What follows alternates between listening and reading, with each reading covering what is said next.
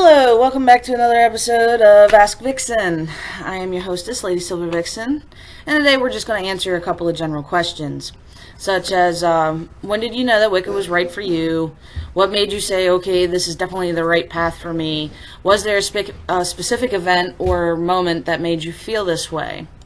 As well as maybe, how long do spells take to work? Why isn't my spell working? Those kinds of questions. Okay. So to start with, when did you know that Wicca was right for you? When I was 9 years old, I actually fell in love with this girl. She was an amazing person. She is no longer with us, unfortunately. But she had actually given me some books that she had actually herself been reading. But because she came from a very devout Catholic family, she didn't want her mom finding those books, so she gave them to me and I hid them. In the process of me hiding them for her, I actually sat down and started to read them.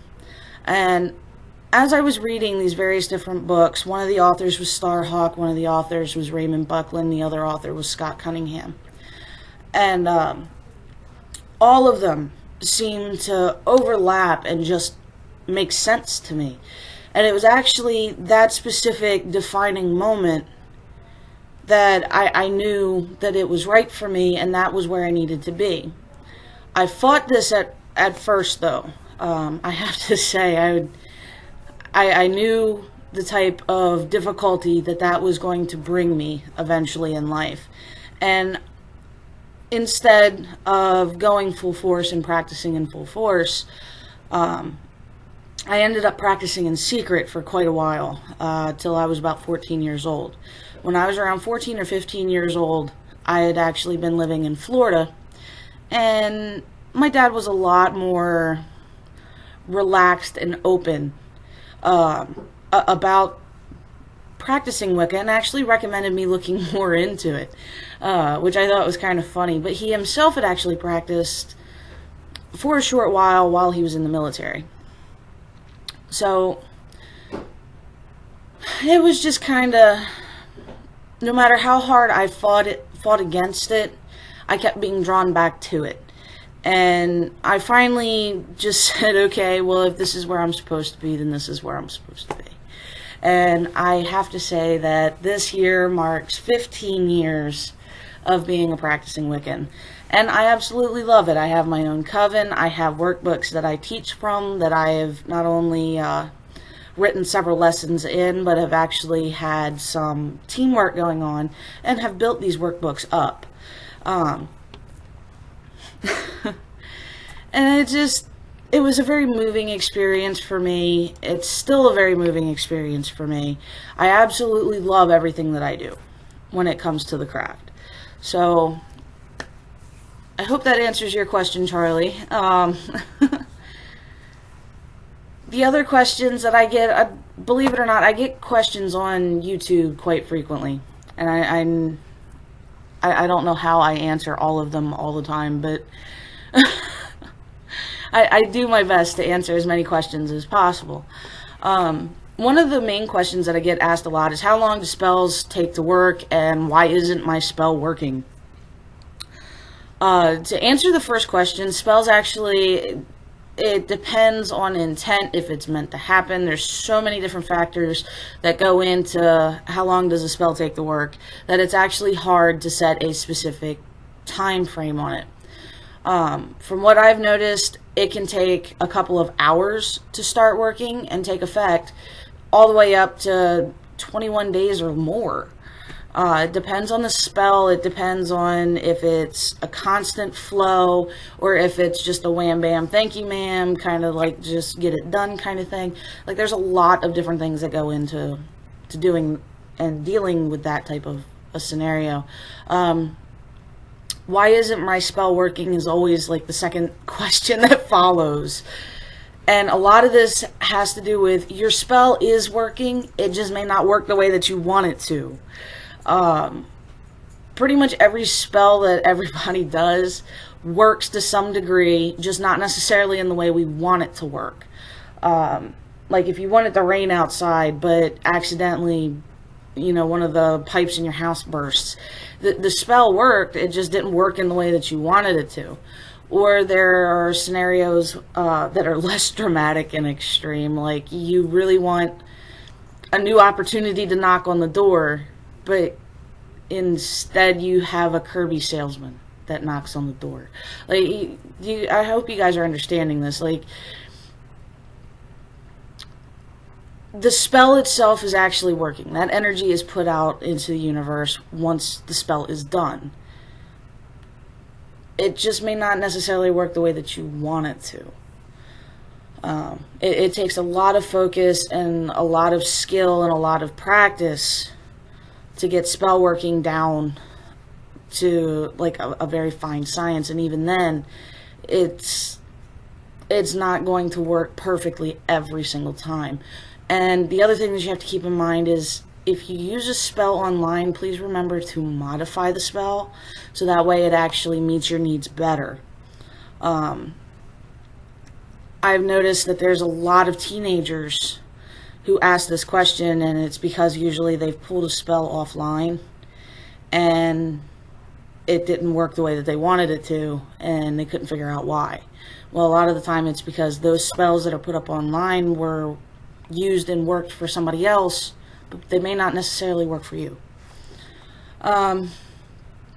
Another question that I get asked a lot is, can I go to hell for doing magic? This is based upon certain beliefs and your own personal beliefs. If you're a Christian and you believe in the whole concept of hell and Satan rising up out of the ground to eat you, or whatever is going on for you in your head that day, yes, I guess for those that follow that, then yeah, you can go to hell for using magic. It's, according to the Bible, it's one of those practices that's shunned. However, that section also happens to fall in the Old Testament, and most Christians today have a tendency to follow more of the New Testament kind of thing. Or as somebody once told me, the Old Testament was for the Hebrews, the New Testament is for modern day Christians. I don't understand how that actually breaks apart and works that way. That makes no sense to me whatsoever. But the short answer to can I go to hell for doing magic? Yeah, if that's what you believe. And thank you, Hollywood. Hollywood offers me so many wonderful opportunities to educate. Movies like Insidious, or movies like The Craft, movies like Practical Magic, anything that Hollywood puts out that pertains to witchcraft, that pertains to Wicca, that pertains to astral projection, etheric projection, or anything in between all that, I get asked questions on, and quite frequently. My favorite one so far is Insidious real astral projection, and can I get trapped outside of my body? No and no. I actually ripped apart the whole movie Insidious in a previous video. But Insidious is not astral projection. Insidious is etheric projection, because it is more physical in nature than it is spiritual. Despite the fact that, first of all, you can't get trapped outside of your body. That's the first flaw in the movie. And then, secondly, all you have to do at any time during astral projection is think of your physical body and you will return to it. Insidious actually shows etheric projection. In astral projection, your spirit, yes, it does leave the body. The consciousness leaves the body. However, the body puts up a natural guard against any entities trying to take it over. So, no, in Insidious, not only does it not show actual astral projection, but it doesn't actually show true etheric projection either. Really, all the movie is a sham. Don't try to wrap your head too much around a Hollywood movie that's that terrible. Yes, I saw Insidious Chapter 2. No, I did not like it. It wasn't half bad, but as a magical practitioner, when I watch movies like that, I strictly watch them for enjoyment anymore. I don't try to wrap my head around anything that goes on in there, because 9 times out of 10 the stuff is stupid. Another movie, The Craft, and this kind of goes into one of the questions. In The Craft, Nancy turned all of the streetlights green. Can I do that with magic too? Yes and no. For some people, manipulating the surrounding environment comes rather easy to them. They can make it rain through doing spell work. They can do all kinds of things. I'm not going to go into too much detail with that. But if you can influence your surroundings by thought and by energy work, then yes, changing the streetlights would probably not be that hard. Or you could actually learn the sequencing of the lights and like kind of do a sleight of hand kind of thing, and actually trick your friends into thinking that you can do that, which is actually kind of fun to do if you know the sequencing of the lights. And of course, the most infamous question of them all, it relates to the pentacle or the pentagram, and that's a lot of Wiccans get asked this a lot. Actually, pagans of all kinds get asked this a lot, and that actually is the star that we use, the pentagram, the pentacle. Is it a sign of devil worship? Well, the only reason why the pentacle or the pentagram has actually been associated with Satanism is actually because of the acceptance by the Church of Satan. Originally, it had nothing to do with Satan. The pentacle and the pentagram were actually symbols of sacred geometry. They were also symbols of Earth. They were symbols of the goddess Venus.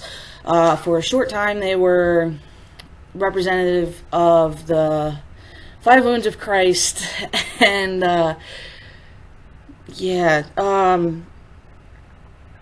this question always just dumbfounds me, I guess, because I answer this a lot, and I think I've done a whole YouTube video on it before. But anyway, in modern day and in magic practice, specifically with Wiccans, it actually represents the 5 elements: fire, earth, air, water, and spirit. When it's in the pentacle, which is the one with the circle around it, you see that one usually in a lot of jewelry or any type of 3-dimensional thing that you can either use or wear. That is actually, when the 1 point is up, it represents spirit ascending from matter or spiritual enlightenment. It also is representative of the 5 elements in the universe constantly being recycled, because the universe wastes nothing. And when you have 1 point down and 2 points up, that's actually used in banishing as well as funerals in the Wiccan community. Now, a lot of people have issues with that just because of the Satanism reference, which check out episode 2 of Ask Vixen, because I actually kind of talked about that a little bit. Personally, I honestly don't care. I mean, symbolism is very specific to individuals. Although communities can share, and even religions can share, various different symbolism, that symbolism is very specific. It's no different than Baphomet. Baphomet is actually representative of man and nature coexisting harmoniously, with the old adage, as above, so below, being usually following in there somewhere. Usually either the way that he sits, or it's actually inscribed, depending on what you're looking at. But as Wiccans, we actually can use that in our ritual.